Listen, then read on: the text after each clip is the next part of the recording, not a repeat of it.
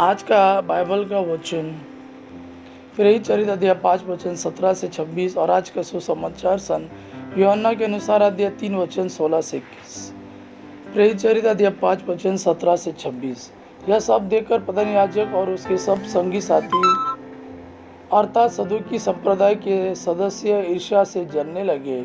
उन्होंने प्रेरितों को गिरफ्तार कर सरकारी बंदीगृह में डाल दिया, परंतु ईश्वर के दूत ने रात को बंदीगृह के द्वार खोल दिए और प्रेरितों को बाहर ले जाकर यह कहा, जाइए और निडर होकर मंदिर में जनता को इस नवजीवन की पूरी शिक्षा सुनाइए। उन्होंने यह बात मान ली और भोर होते ही वे मंदिर जाकर शिक्षा देने लगे। जब प्रधान याजक और उसके संगी साथी आए तो उन्होंने महासभा अर्थात इजरायली नेताओं के सर्वोच्च परिषद बुलाई और प्रेरितों को ले आने के लिए प्यादों को बंदीगृह भेजा। जब प्यादे वहां पहुंचे तो उन्होंने प्रेरितों को बंदीगृह में नहीं पाया। उन्होंने लौट कर यह समाचार दिया, हमने देखा कि बंदीगृह बड़ी सावधानी से बंद किया हुआ है और पहरेदार फाटकों पर तैनात है, किंतु खोलने पर हमें भीतर कोई नहीं मिला।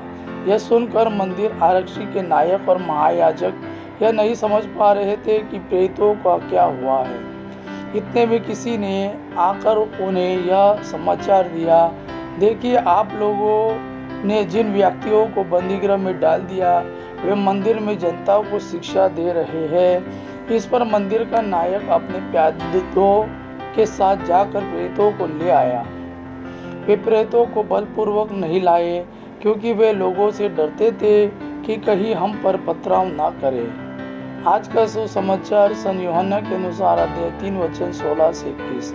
ईश्वर ने संसार को इतना प्यार किया कि उसने इसके लिए अपने एकलौते पुत्रों को अर्पित कर दिया, जिससे जो उसमें विश्वास करता है उसका सर्वनाश ना हो बल्कि अनंत जीवन प्राप्त करे।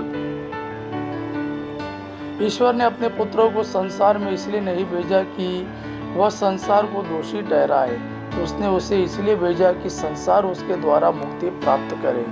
जो पुत्र में विश्वास करता है वह दोषी नहीं ठहराया जाता है, जो विश्वास नहीं करता वो दोषी ठहराया जा चुका है, क्योंकि वह ईश्वर के एकलौते पुत्र के नाम में विश्वास नहीं करता। दंड आज्ञा का कारण यह है कि ज्योति संसार में आई है और मनुष्यों ने ज्योति की अपेक्षा अंधकार को अधिक पसंद किया, क्योंकि उनके कर्म बुरे थे। जो बुराई करता है वो ज्योति से बैर करता है और ज्योति के पास इसीलिए नहीं आता कि कहीं उसके कर्म प्रकट ना हो जाए, किंतु जो सत्य पर चलता है वो ज्योति के पास आता है, जिससे यह प्रकट हो कि उसके कर्म ईश्वर की प्रेरणा से हुए हैं। यह प्रभु का वाणी है। प्रभु को धन्यवाद। आपा पिता की महिमा और पुत्र यीशु का प्रेम आप पर सदा सर्वदा बना रहे। आमीन।